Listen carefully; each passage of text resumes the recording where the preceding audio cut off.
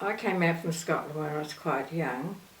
We moved to Whyalla, and it was there that I met my husband, Eric, and then he was in the army, and he was up at New Guinea for several years, so we didn't get to see each other for 2 or 3 years.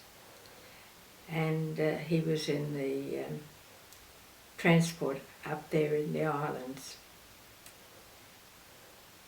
And then when he died 7 years ago, before that he used to play his cornet in the church service.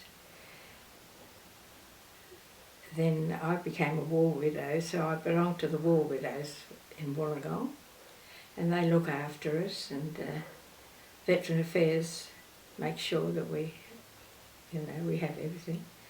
And then of course I've got my church, which I couldn't be without. And I've had a lovely Christian walk and lovely girls at the church and the young men. Yeah. And that's part of my life. But it's been a good life. Just tell us a bit more about your husband's involvement in the war. Yes.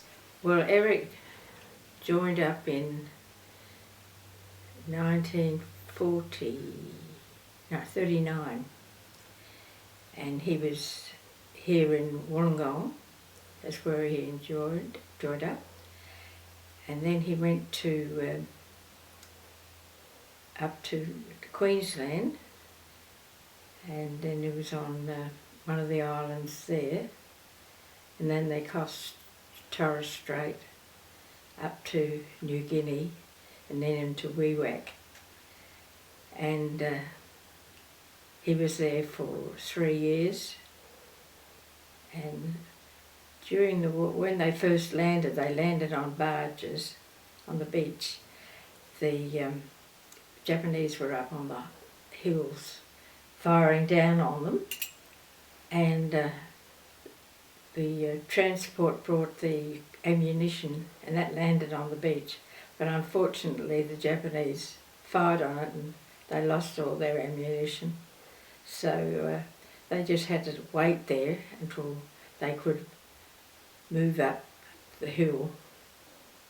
One night my husband was laying in bed and he could hear a noise, and he thought, oh, that's Japanese. I better not move, because he had an Owen gun underneath the bed, just in case. My sister was married to Eric's brother, and they lived around the corner here in Dudley Street, one of 10, and they were all Christians. And I came over here on a holiday with my sister and her husband, and Eric was home on leave from the army, and that's where we met. And then he had to go back and I had to go back, so long term we had to write letters. And if Eric, when he was just coming back and he was in Sydney, if you wanted to receive a call, he sent a telegram ringing you tonight, and you'd sit outside the post office waiting for that phone call, and you might be there 2 or 3 hours. So it wasn't easy. Mm-hmm. I was an air spotter. They at night time we'd have to stand up on a stand with all sandbag ground, and if you saw planes going over, you had to recognise the planes. Then ring through to Adelaide and tell them what was happening, and you had to slide down the pole and go underneath where the phone was, and it was always ring, ring, ring. Yeah. No just lifting up the phone. Yeah. I imagine you will have suffered quite a lot of loss over the years, not only within your family and losing Eric, but losing dear friends as well, like Margaret Fuller recently. Yes. How have you coped with enduring such loss? It's as I said, a day at a time. That's all you can manage, and the Lord gives you strength for the next day. Yeah. Mm. But it's lonely at night. That's the worst time. So I put my music on. Yeah. What music do you listen to? Oh, I like a bit of everything. And there's a lot of Eric's band music there I've got to listen to. Yeah. Yeah. Okay. Now behind me there is a photo. I'm assuming that is of Eric. That's Eric. When was that taken? That was taken just after he joined up here in Wollongong. Down the harbour there's a little building where they have art shows and that. You know that building? Yeah. That's where he enlisted Mm-hmm. there. When he told his mother he was going to join up the army, she was so sad because, you know, he'd never been away from home before. And a big change. But when he was up in the island, he'd get the natives up there to die for pill shell. And of course Eric didn't smoke it, he didn't drink, and he used to give them his rations.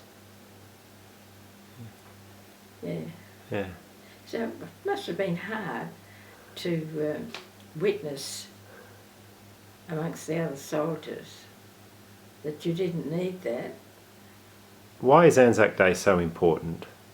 Well, I think it's time to remember, especially those that served, but those that didn't come home. That was the sad part of it. So many never came home. My cousin, he served in the Navy, and he was up in Darwin when it was bombed. But fortunately their ship, which was a platypus, didn't have any damage. So that's the other member of the family that served.